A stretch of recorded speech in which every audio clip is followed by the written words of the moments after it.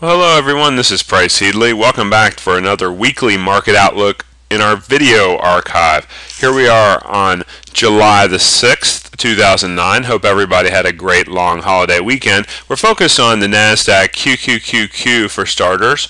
You can see that last week, as we suspected and talked about, was dicey because we were just coming off the overbought zone. When you look at the percent R, the big trends way, using the 30 bar percent R here on our Trixie Charts platform, straight off the bigtrends.com tools and resources section, totally available to you for free, so you can start to get a handle on these. You can see that we were suggesting last week some difficulty as the market was coming right up in this overbought zone around the 36.5 area, give or take, on the Qs. Remember, this tracks the NASDAQ 100. The big tech stocks primarily drive the NASDAQ index. You can see the market sold off into last week, and you can see that basically as we start the day today, we're down about 0.5%. Well, interestingly though, we're coming right back near the 50 threshold. This is a daily chart, but looking ahead over the next week, coming right back near our 50 threshold. The last several tests just under the 50 threshold on percent R were critical short-term lows. We had one of those back here in late June. You saw the bounce that came after that. You saw the last couple that tested there late May and mid-May, also setting up short-term bottoms. So this is encouraging for the market, and so we're saying that looks like could be getting ready for a short-term bounce. If we look at the Dow real quickly as well, the Dow's been a little bit weaker.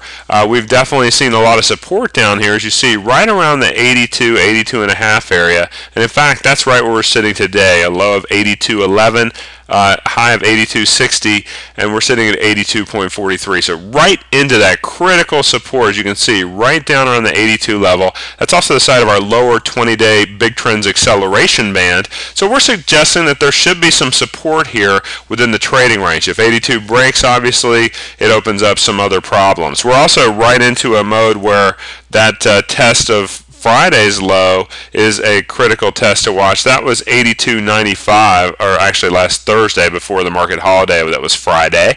So that's telling us that if we do close under 82.95, which looks like a decent possibility, that would set up a new bear confirm signal for the Dow. The Dow has been weaker than the NASDAQ, so definitely it's paid to be looking on the industrials and financials, which make up more of the Dow, for potential bearish signals compared to the tech-oriented NASDAQ. One other of the big three indexes that we look at, of course, is the S&P 500, the SPY. It too, right back into critical support. We talked a little bit about that this past week. We were looking at support right around the 89 level. We'll look at where we are right now. We're sitting at 89.23. It's also crunch time against last Thursday's low, which was 89.76. So a close under that would give us a bear confirm signal at the end of today on the S&P as well. So that's a concern. And then we do want to look at the volatility index, the VIX, because the VIX really sets the tail on the stage as far as really showing you what's coming next to the markets. We've been at very, very low VIX levels, relatively speaking, compared to where we were in recent months. You can see we were up into the 50s. Of course, we were up into the upper 80s back in October of last year. Now here we are sitting in the mid 20s to upper 20s. On Thursday, with the market sell-off, we spiked up to a high of 28.62.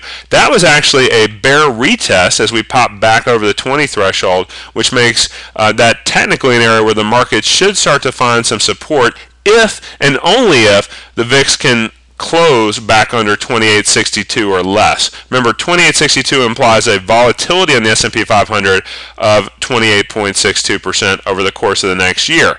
Well, as we sit today, we're sitting under it at about 2795, but bottom line is that we're still basically waiting for the VIX to really start to get trading and opening here, and the bottom line is that we're expecting VIX will probably pop up. Actually, it has, as I'm looking at a more updated version intraday. It's up to 2980. That sounds like a huge move over that high from last Thursday at 28.62. But remember, it's the close that counts, not the interbar action. So watch what happens by the end of today. Do we close above 28.62? If so, all bets are off for a market bounce, and it sets us up for more upside in the VIX and more downside in the markets. But if it doesn't, then we've got the bottom of the trading range in place. If the markets can show some resilience and snap back up by the end of the day, popping the VIX back down under 2862, that will be the critical level to watch at today's close on Monday, July the 6th. So watch it closely. That's the inflection point. It's crunch time. That will set the tail